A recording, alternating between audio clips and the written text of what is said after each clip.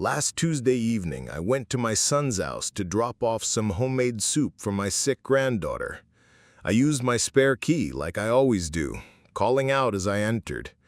But instead of hearing Emma's usual excited "Grandpa," I heard my son Michael's voice from the kitchen. "Dad's just a burden now, Claire. We need to do something about it." I froze in the hallway, soup still in my hands, or so I thought. This was just a son frustrated with caring for his aging father, until I learned what "do something about it" really meant. And that was only the beginning. Don't forget to subscribe to the channel and let me know in the comments where you're watching from. My name is Walter Hayes, and at 70 years old, I thought I knew my family pretty well. I'd raised Michael as a single father after my wife Sarah died in a car accident when he was 12. We'd been through everything together: his teenage rebellion, college struggles, his wedding to Claire, and the birth of my granddaughter Emma, who's now 8 years old. For the past 2 years, since I retired from my job as a high school principal, I'd been living independently in the same house where Michael grew up. Sure, I needed reading glasses now, and my knees creaked when I climbed stairs, but I was hardly helpless. I drove myself to the grocery store, maintained my own yard, and even volunteered at the local library twice a week, reading to children. The only help I really needed was with technology. Michael had insisted on setting up all my accounts: online banking, insurance, even my cell phone plan. "It's easier if I handle the complicated stuff, Dad," he'd always say. I appreciated his thoughtfulness, even if it sometimes made me feel a bit useless. The inciting incident. That Tuesday started normally enough. Emma had come down with a nasty flu, and Claire had mentioned during our weekly Sunday dinner that she was struggling to get the girl to eat anything. So I'd spent the morning making my late wife's chicken and rice soup, the same recipe that had gotten Michael through countless childhood illnesses. I arrived at their house around 6 p.m. Michael's black Honda was in the driveway, next to Claire's silver SUV. The porch light was on, casting that familiar warm glow over the welcome mat Emma had painted for me last Christmas with "Grandpa's House Too" written in crooked purple letters. I used my key, the same brass key Michael had pressed into my hand 3 years ago, for emergencies and soup deliveries, he joked. The house smelled of disinfectant and that particular staleness that comes with sick children. "Hello? Anyone home?" I called out, setting down my keys on the little table by the door where Claire always kept fresh flowers. That's when I heard it. Michael's voice drifted from the kitchen, tired and strained. "I'm telling you, Claire, we can't keep doing this forever. Dad's just a burden now."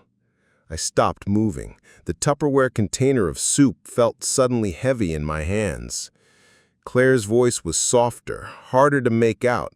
"Michael, he's your father. He raised you alone after your mother died." "And I'm grateful for that," Michael replied, his voice carrying that edge he'd had since childhood when he'd made up his mind about something. "But gratitude doesn't pay for what's coming. Have you seen the numbers, the projections?"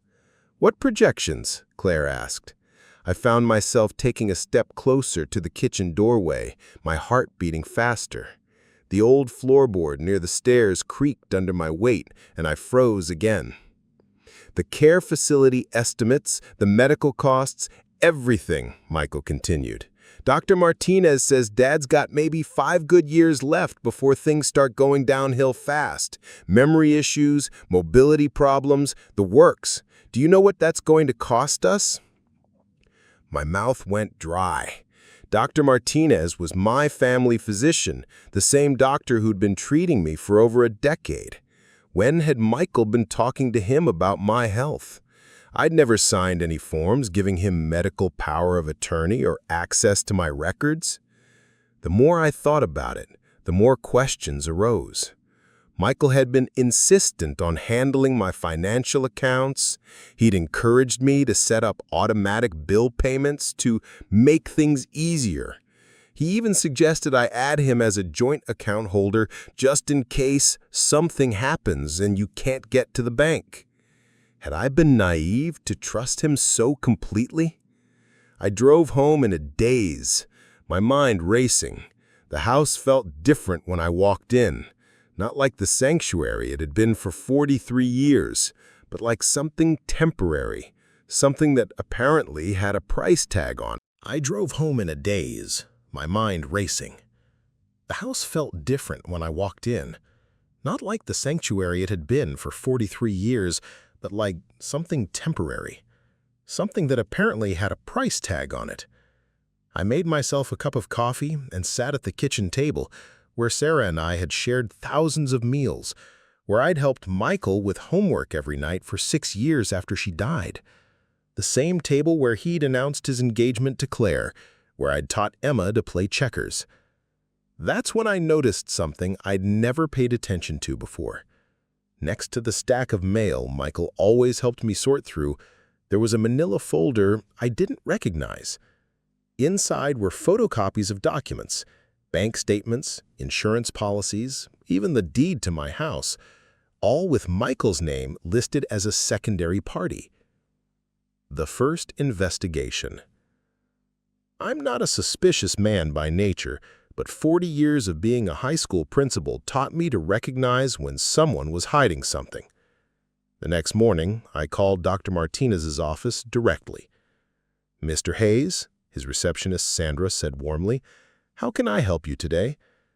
"I was wondering," I said carefully, "has anyone from my family been calling about my medical condition recently?" There was a pause. "Well, your son Michael did call last week, asking about your long-term health outlook. He said he was helping you plan for the future." My stomach dropped. "And what did you tell him?" "Oh, just the general information, that you're in remarkably good health for your age, no major concerns, though I did mention that we always recommend people start thinking about long-term care planning in their 70s, just as a precaution." So Michael had taken a routine conversation about general planning and turned it into some kind of medical emergency. But why? After hanging up, I decided to check my bank statements more carefully. Michael had convinced me to switch to online banking 6 months ago, saying it was more environmentally friendly. He'd set up the password and shown me how to log in, though I rarely bothered. When I finally accessed my account, what I found made my hands shake. Over the past 8 months, there had been regular transfers of $2,000 per month from my checking account to an account I didn't recognize. The memo line simply read, "Care Planning." I called the bank immediately. "Mr. Hayes," the customer service representative said after I had explained my concern, "I see here that you have a joint account holder who authorized these transfers. That would be Michael Hayes, your son." "But I never approved any transfers," I said. "According to our records, when the joint account was established, you signed authorization for him to make financial decisions on your behalf. This is common for elderly customers who want family members to help manage their affairs." I didn't remember signing any such authorization. In fact, I was certain I hadn't. The escalation. That evening, I drove to my neighbor Dorothy's house. She'd been a close friend of Sarah's and had lived next door for over 20 years. If anyone would give me straight talk, it would be Dorothy. "Walter," she said, pouring us both tea in her tidy kitchen, "I've been worried about you." "Worried about me? Why?" Dorothy hesitated. "Michael came by about a month ago. He said you'd been having some memory issues, getting confused about finances. He asked if I'd noticed anything unusual." The pieces were falling into place. "And what did you tell him?" "I told him you seemed sharp as ever to me," Dorothy said firmly. "But Walter, he seemed very concerned. He mentioned something about needing to make some difficult decisions about your care." I spent the next 2 hours telling Dorothy everything: the overheard conversation, the bank transfers, the medical records inquiry. She listened without interruption, her expression growing more troubled. "Walter," she said finally, "this sounds like what happened to my sister Martha before she died. Her son convinced everyone she was losing her faculties, got control of her finances, and then—" She trailed off. "And then what?" "He sold her house while she was still living in it, told everyone it was for her own good, that she needed the money for care. Martha spent her last 2 years in a state facility because there was no money left for anything better." A chill ran down my spine. "Do you think Michael would do something like that?" Dorothy reached across the table and squeezed my hand. "Honey, I think your son is already doing something like that." That night, I couldn't sleep. I kept thinking about the manila folder, the bank transfers, the conversation I'd overheard. But most of all, I kept thinking about something Michael had said. We need to act while we still have options. What did that mean exactly? And how much time did I have before those options ran out? I got up at 3 a.m. and made a list of everything I needed to find out. 1. What other financial accounts had Michael accessed? 2. Had he spoken to anyone else about my supposed condition? 3. What exactly was this care planning account he'd been transferring money to? And 4. Were there other documents I'd supposedly signed that I couldn't remember? As I sat there in my kitchen, writing by the light of the small lamp Sarah had bought at a garage sale 30 years ago, I realized something that chilled me to the bone. If Michael could convince everyone I was losing my memory, then my word against his wouldn't mean much. Who would believe the confused old man over the concerned, responsible son? I looked at the clock. 3:47 a.m. In a few hours, Michael would probably call to check on me, the same caring son who'd been systematically taking control of my life. I barely slept Thursday night. Every creak of the old house made me wonder if Jessica was coming back, maybe with some fabricated emergency that would give her access to search through my things again. But morning came peacefully, with just Mrs. Henderson's sprinkler system next door and the distant sounds of Willow Creek waking up.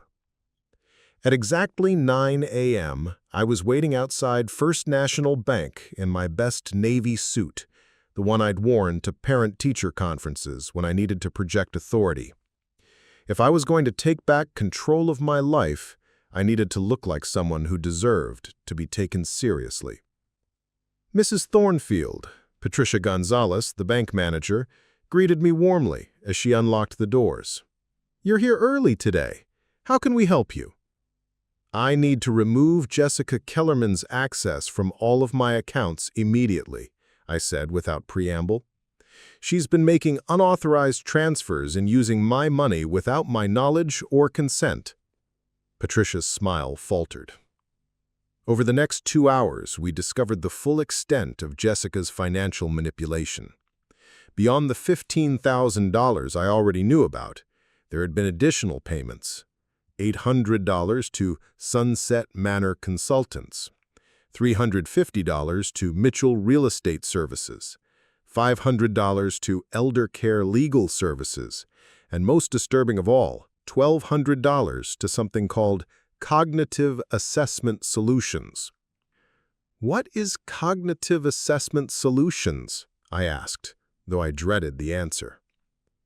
"It appears to be a company that provides mental competency evaluations for elderly adults," Patricia said carefully. "The payment was made 3 weeks ago." So Jessica had been planning to have me declared mentally incompetent for at least 3 weeks? Paying for the evaluation before she'd even approached me about assisted living. "Mrs. Gonzalez, I need you to understand something very clearly. Any future attempts by Jessica Kellerman to access my accounts or claim medical authority over my affairs are fraudulent. She no longer has my consent for anything." Patricia nodded grimly. Mrs. Thornfield, I should mention that Miss Kellerman called yesterday afternoon asking about increasing her withdrawal limits on your account. When we explained you'd need to be present, she became quite agitated and claimed there was a medical emergency. My blood chilled. Jessica was already accelerating her timeline. Within the hour, Jessica's access was completely revoked from all my accounts. Patricia also set up text alerts for any account activity and required dual authentication for transactions over $500. Mrs. Thornfield, Patricia said as we finished, I need to ask, do you feel safe? Are you concerned about Miss Kellerman's reaction to these changes? For the first time, I considered whether Jessica might retaliate in ways beyond financial manipulation. I don't know, I admitted. I never thought she'd steal from me, so I'm not sure what else she might be capable of. Dr. Chen's shocking discoveries. From the bank, I drove straight to Dr. Chen's office. She'd agreed to see me during her lunch break to discuss Jessica's unauthorized medical inquiries and to prepare documentation of my mental competency. Margaret, Dr. Chen said as I settled into the chair across from her desk, I've been reviewing your file since yesterday, and I've discovered something very disturbing. She opened a thick folder containing what appeared to be extensive medical documentation. According to notes in your file, you've supposedly been reporting memory problems, confusion about medications, and difficulty managing daily activities for the past 8 months. But Margaret, I remember our actual conversations, and you never mentioned any of these issues. She showed me several pages of clinical notes bearing her letterhead and signature. They described a patient showing clear signs of early-stage dementia, someone who appeared confused and disoriented during appointments. Dr. Chen, I've never been confused during our appointments, I said, staring at the fabricated documentation. Exactly. Someone has been creating false medical records and inserting them into your file. The dates correspond to your real appointments, but the content is completely fictional. The implications hit me like a physical blow. How is that possible? Jessica has been to my office multiple times, supposedly helping you with appointments and paperwork. She would have had access to blank forms with my letterhead during those visits. She could have created these documents and filed them when my staff wasn't watching. Dr. Chen pulled out another set of papers. 3 days ago, someone claiming to be from Cognitive Assessment Solutions called requesting copies of your complete medical file for a court-ordered competency evaluation. I refused without your written consent, but if Jessica has forged power of attorney documents, I have, I said quietly. Tom Whitman is having them analyzed, but the signatures look forged. Dr. Chen leaned forward intently.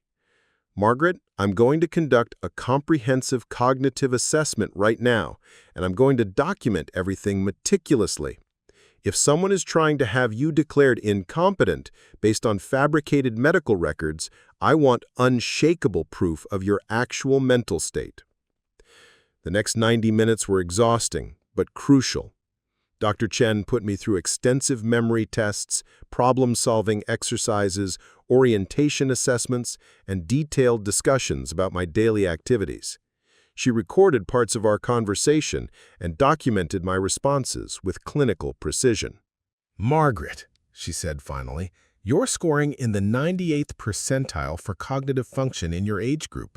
Your memory is excellent, your reasoning is clear, and you demonstrate complete competency in all areas. I'm preparing a comprehensive report that will make it impossible for anyone to claim you're mentally impaired. Relief flooded through me. So there's no question about my mental capacity? None whatsoever. You're sharper than most people half your age. Dr. Chen paused, her expression grave. But Margaret, you need to understand, Jessica has created extensive fabricated documentation. In a legal proceeding, it could come down to which expert testimony the court finds more credible. What do you mean? If she's paid this cognitive assessment solutions company to produce a report contradicting my findings, we could be facing a battle of competing medical opinions. And private evaluation companies sometimes have flexible standards when they're being paid by interested parties. The full horror of Jessica's plan was becoming clear. She wasn't just stealing my money, she was building a comprehensive legal case to strip me of all my rights as an adult human being. Tom Whitman's War Room. By the time I reached Tom Whitman's law office, it was mid-afternoon, and I was emotionally drained. Tom took one look at me and immediately had his secretary bring me water and insisted I sit down before discussing anything. "Margaret," he said gently, "you look like you've been through a battle." "I feel like I have," I admitted, then spent the next hour detailing everything I'd discovered at the bank and Dr. Chen's office. Tom listened without interruption, his expression growing increasingly grim as I spoke. "Margaret," he said when I finished, "what you're describing is one of the most sophisticated elder abuse schemes I've encountered in 30 years of practice. The forged documents, fabricated medical records, systematic financial theft, and prepaid competency evaluation. This is criminal fraud at the highest level. What can we do?" Tom pulled out several files he'd prepared. "First, I'm filing emergency motions to revoke any power of attorney Jessica claims to have and to freeze any attempts to access your assets. Second, I'm requesting a restraining order preventing her from making medical or financial decisions on your behalf. Third, I'm filing formal complaints with the district attorney's office for elder abuse, fraud, forgery, and identity theft." He spread legal documents across his desk. "I've also arranged for a certified handwriting expert to analyze those power of attorney signatures. If they're forged, which I believe they are, that's a felony charge." "Tom," I said carefully, "what are the chances Jessica has already initiated legal proceedings against me that we don't know about?" His expression darkened. "That's exactly what I'm worried about. I'm requesting an emergency court review of any pending cases involving your name. If Jessica has filed guardianship petitions or competency proceedings, we need to know immediately." As if summoned by our conversation, Tom's phone rang. He answered, listened intently, then covered the receiver. "Margaret, that was the county courthouse. There's a guardianship petition that was filed this morning with your name on it." My world tilted. "This morning?" Tom spoke briefly into the phone, then hung up. "An emergency guardianship petition was filed at 10 a.m. today, just 1 hour after you removed Jessica's bank access. The petition claims you're suffering from dementia and have been making threats against family members and pose a danger to yourself." I felt like I couldn't breathe. "What does that mean?" "It means Jessica moved faster than we anticipated. There's a hearing scheduled for Monday morning to determine whether you need an emergency guardian." Tom's voice was grim. "Margaret, if this petition is granted, Jessica would have complete legal control over your medical, financial, and living situation decisions. You would essentially lose all rights to make choices about your own life." "Can we fight it?" "We can and we will. But Margaret, I need to warn you, Jessica has apparently prepared extensive documentation to support her claims. The court filing includes medical records, witness statements, and what appears to be evidence of your supposed mental decline." I thought about the fabricated medical notes Dr. Chen had shown me. The medical records are forged. "I believe you, but proving that in court within the next 4 days will be challenging." Tom gathered the legal documents. "We need to move fast. I'm calling in every favor I have." The community rallies. Word travels fast in a small town like Willow Creek. By Friday evening, news of Jessica's guardianship petition had spread through the community, and the reaction was swift and fierce. Eleanor Vasquez was the first to call. "Margaret Thornheap, I have never been so angry in my life. The entire book club is talking about what Jessica's trying to do to you. It's despicable." Over the next 2 hours, my phone rang constantly. Mrs. Kim from Timothy School called to offer testimony about my mental sharpness during volunteer activities. Linda Santos from the community center called to express outrage that Jessica had lied about my competency. Even Mr. Peterson from the corner house called to say he'd testify that I was the most mentally sharp person on Maple Street. Saturday morning, Eleanor arrived at my door with a casserole and a manila folder thick with documents.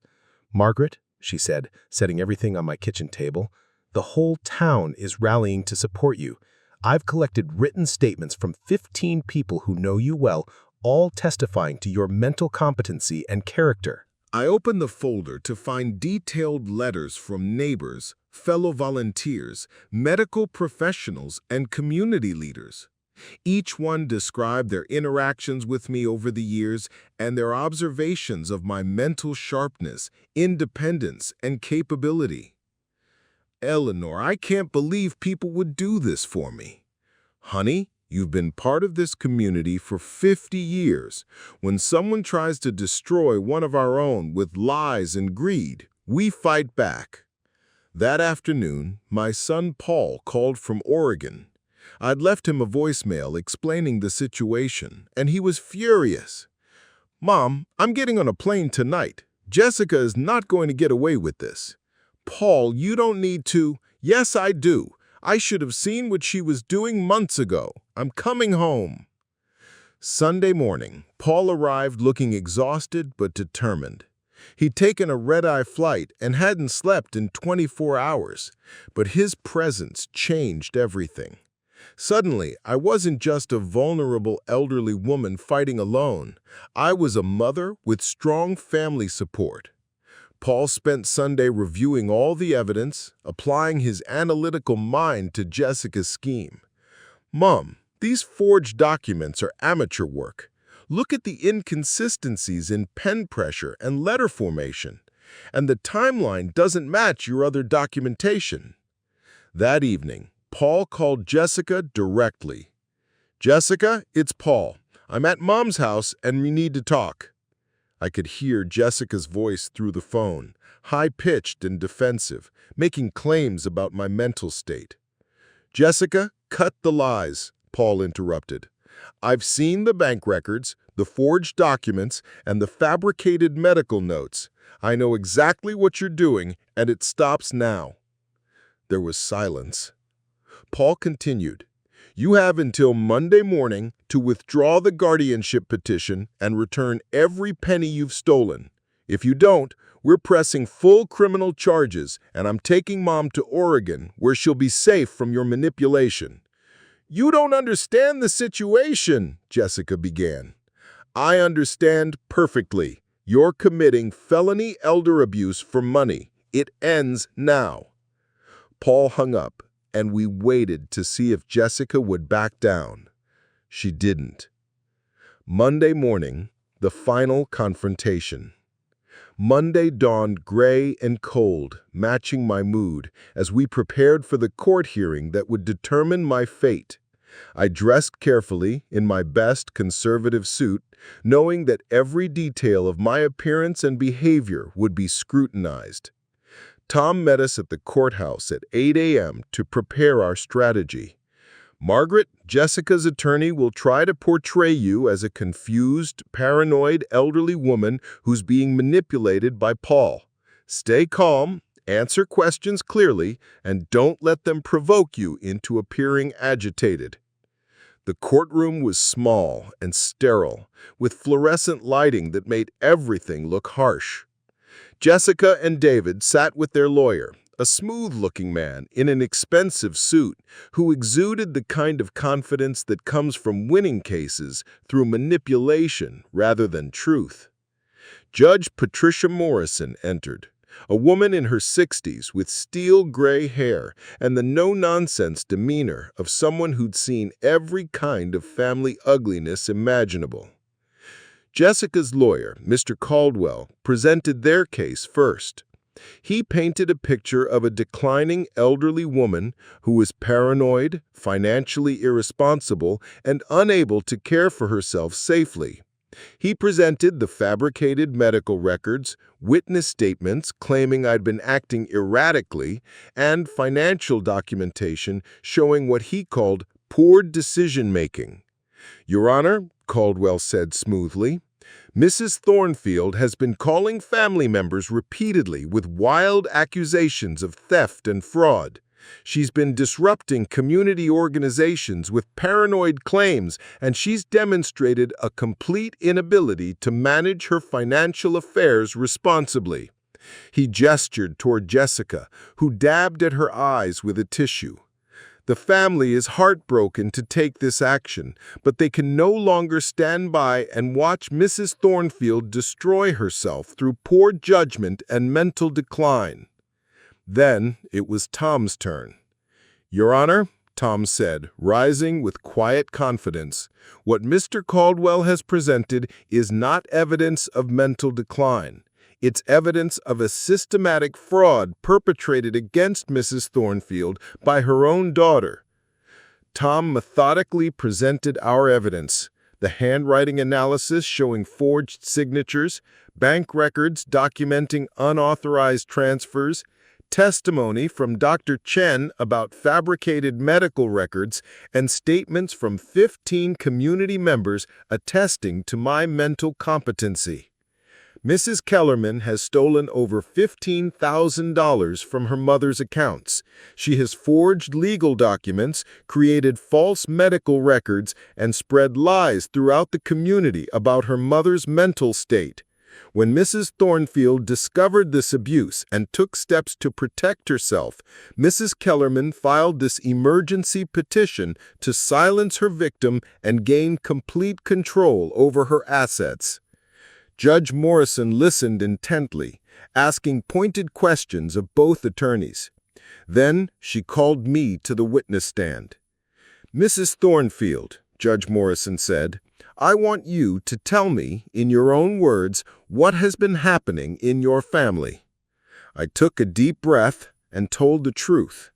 I described overheard conversation, my investigation into the unauthorized bank transfers, the discovery of forged documents, and Jessica's systematic campaign to convince people I was mentally incompetent. I am 70 years old, but I am not mentally incompetent. I am not paranoid or delusional. I am the victim of elder abuse by my own daughter, and I am fighting for my right to remain free and independent. British cross-examined me aggressively, trying to make me appear confused or agitated, but I remained calm, answering each question clearly and referring to the documented evidence when appropriate. Then Judge Morrison called Jessica to the stand. "Miss Kellerman," the judge said, "explain to me how you justified transferring $15,000 from your mother's account without her explicit consent." Jessica's composure began to crack. "Your Honor, my mother had given me power of attorney to manage her finances. The money was moved to a care planning account for her future needs." "Do you have the original, notarized power of attorney document?" It's in our safety deposit box for security." "Miss Kellerman, the handwriting analysis indicates that document was forged. How do you explain that?" For the first time, Jessica looked rattled. My mother signed those documents during a lucid period, but her handwriting may have been affected by medication or stress." Judge Morrison's expression grew skeptical. "Miss Kellerman, are you aware that creating false medical records is a serious crime?" "I don't know what you mean." Tom stood up. "Your Honor, Dr. Chen is prepared to testify that clinical notes in Mrs. Thornfield's medical file were fabricated and inserted without her knowledge, and that Miss Kellerman had access to blank forms during her visits to the medical office." Jessica's face went pale. Judge Morrison studied the evidence for several long minutes, then delivered her verdict. "Based on the evidence presented, I find that Mrs. Margaret Thornfield is mentally competent and capable of managing her own affairs. The petition for emergency guardianship is denied." She turned to Jessica with a stern expression. "Miss Kellerman, I am referring this case to the District Attorney's Office for investigation of potential criminal charges including elder abuse, fraud, and forgery. You are ordered to have no contact with Mrs. Thornfield except through legal counsel." Relief flooded through me so powerfully I almost collapsed. Paul grabbed my arm to steady me as we left the courtroom. The criminal case and final justice. The criminal investigation moved swiftly. Within 2 weeks, Jessica was arrested on charges of elder abuse, fraud, forgery, and identity theft. The evidence Tom and I had gathered, combined with the court testimony, provided prosecutors with an overwhelming case. Jessica's mugshot appeared in the local newspaper under the headline, "Daughter Charged in Elder Abuse Scheme." The article detailed how she'd systematically stolen from me, forged legal documents, and attempted to have me declared mentally incompetent to cover up her crimes. The community reaction was swift and harsh. Jessica and David's house went up for sale within a month, and they moved away from Willow Creek before the criminal trial began. Timothy, caught in the middle of his parents' divorce and his mother's legal troubles, went to live with David in another state. The hardest part was losing my relationship with Timothy. David, perhaps hoping to distance his son from the scandal, cut off all contact between us. I wrote letters that were never answered, sent birthday gifts that were returned unopened. The trial took place 6 months later. Jessica's lawyer tried to argue that she'd been acting in my best interests, but the evidence was overwhelming. The jury deliberated for less than 4 hours before returning guilty verdicts on all charges. Jessica was sentenced to 3 years in prison and ordered to pay full restitution for the money she'd stolen, plus court costs and my legal fees. The judge's comments during sentencing were scathing. "Miss Kellerman," Judge Morrison said, "you violated the most fundamental trust that exists between parent and child. You systematically abused, manipulated, and stole from the woman who raised you and loved you unconditionally. Your actions represent not just criminal behavior, but a profound moral failure." I attended the sentencing hearing, not out of vindictiveness, but because I needed to see justice served.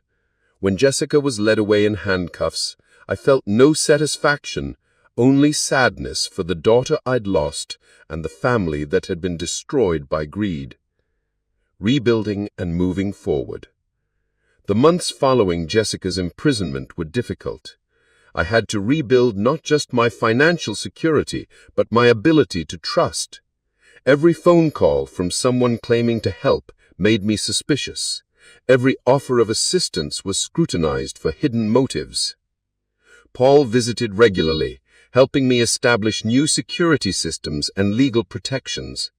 We created a family trust that would make it impossible for anyone to manipulate my assets in the future, and I updated all my legal documents with ironclad provisions.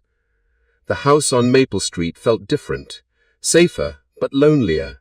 I'd protected my independence, but at the cost of my relationship with my daughter and grandson.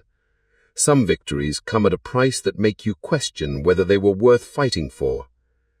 Eleanor continued her Monday morning coffee visits, never once saying, "I told you so," or asking for details I didn't want to share. Mrs. Henderson still waved from her garden, and the community gradually stopped looking at me with the mixture of pity and curiosity that follows public family scandals. I threw myself back into volunteer work at the library and animal shelter, finding purpose in helping others rather than dwelling on my own losses. The children I read to didn't know about my family troubles. They just knew that Mrs. Thornfield had interesting stories and always remembered their names. 2 years after Jessica's sentencing, I received an unexpected letter. The return address showed Timothy's name, but the letter was addressed in an adult hand I didn't recognize. "Dear Grandma Margaret," it began, "I am 16 now and old enough to understand what happened between you and my mom. Dad finally told me the truth about why we moved away and why we couldn't stay in touch with you. I want you to know that I never believed you were sick or confused. I remember how smart and fun you were when I was little. I miss you, and I hope maybe we can write letters to each other if that's okay with you." I cried reading that letter. Tears of joy, relief, and hope. I wrote back immediately, telling Timothy how much I'd missed him and how proud I was of the young man he was becoming. We've been corresponding regularly ever since. Timothy is now in college, studying to become a teacher like his grandmother once was. He visits me every summer, and we've slowly rebuilt the relationship that Jessica tried to destroy. He never asks about his mother, and I never volunteer information. That's a wound that may never fully heal for any of us. 3 years later, lessons learned. Today, as I sit on my porch swing watching another October sunset over Maple Street, I reflect on everything that happened and what it taught me. I learned that the people who claim to love you the most can sometimes be the ones you need to fear the most. I learned that trust, once broken, can be rebuilt but will always carry scars. I learned that standing up for yourself, even against family, is sometimes the only way to preserve your dignity and freedom. Most importantly, I learned that independence isn't just about living alone or managing your own affairs. It's about maintaining the right to make your own choices, even those choices are difficult or unpopular. The $15,000 Jessica stole was eventually recovered and returned to me. The forged documents were destroyed. The false medical records were expunged from my file. But the knowledge that my own daughter was capable of such calculated cruelty, that's something I'll carry forever. People ask me if I forgive Jessica. The honest answer is that I'm still working on it. Forgiveness isn't something you decide to do once and then it's finished. It's a process that unfolds over time, and some days I'm closer to it than others. What I can say is that I don't hate her. I don't wish her ill. I hope that someday she finds a way to live with what she did and maybe even find peace with it. But I also hope I never see her again. The house on Maple Street is still my home. I still drive my Honda Civic to the grocery store twice a week. I still volunteer at the library and the animal shelter. I still have coffee with Eleanor every Monday morning, and Mrs. Henderson still waves from her garden.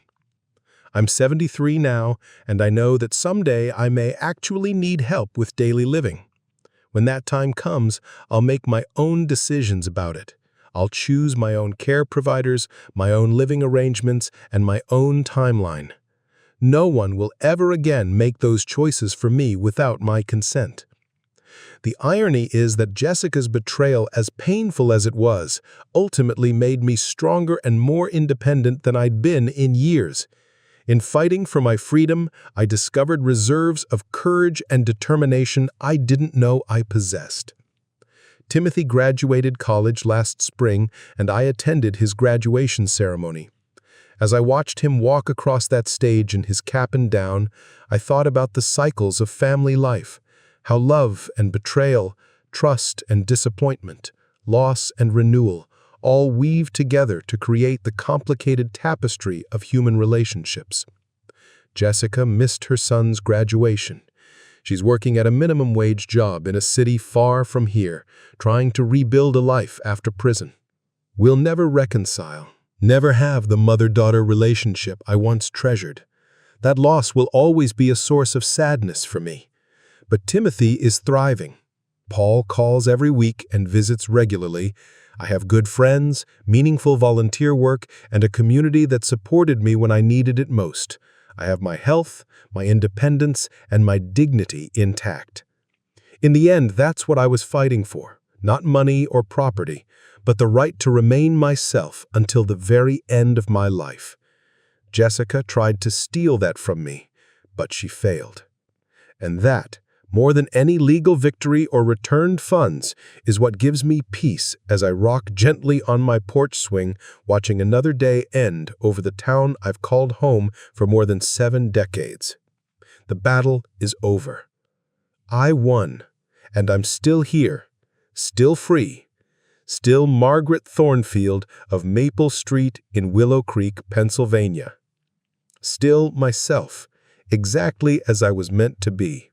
It's been 5 years since that terrible night when I overheard Jessica call me a burden. 5 years since I discovered my own daughter was systematically stealing from me and planning to have me declared mentally incompetent.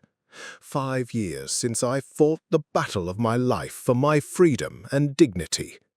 Today, I'm 75 years old, still living independently in my house on Maple Street in Willow Creek. Still driving my Honda Civic to the grocery store, still volunteering at the library every Tuesday, reading to children who remind me that the world is full of good people worth fighting for. Jessica served 2.5 years of her 3-year sentence. She was released 8 months ago and moved to a city 3 states away. We've had no contact, and I don't expect we ever will. Some bridges, once burned, can never be rebuilt. But Timothy, my grandson Timothy, that relationship survived Jessica's betrayal. He's 21 now, a junior in college, studying education, planning to become a teacher like his grandmother once was. He visits me every summer and calls every Sunday evening. He never asks about his mother, and I never bring her up. Some wounds are best left undisturbed. The house still creaks in all the familiar places. Mrs. Henderson still waves from her garden next door, though she moves a bit slower now.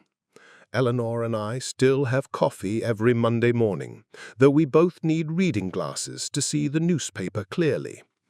I want to tell you why I'm sharing this story, especially those of you who might be facing similar situations with your own family members. Elder abuse is more common than most people realize. It happens in families that look normal from the outside. It's committed by children who seemed loving and caring right up until the moment they decided their parents were worth more as assets than as people. The warning signs were there, but I ignored them because I loved Jessica and trusted her completely. The gradual takeover of my financial accounts, the insistence on handling my paperwork, the subtle suggestions that I was becoming forgetful or confused, the isolation from other family members and friends. If any of this sounds familiar to you, please listen carefully. You have the right to control your own life, no matter how old you are. You have the right to make your own financial decisions, choose your own living arrangements, and decide who has access to your personal information. Don't let anyone, not even your own children, convince you that age makes you incompetent. Don't sign documents you don't understand. Don't give anyone complete control over your finances unless you're truly incapable of managing them yourself. And if you find yourself in a situation like mine, know this: you can fight back. You can win.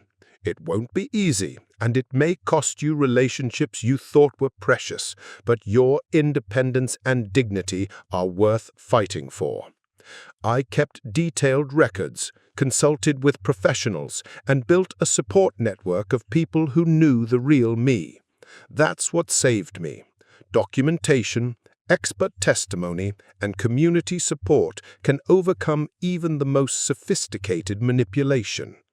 The money Jessica stole has been repaid with interest. The forged documents have been destroyed.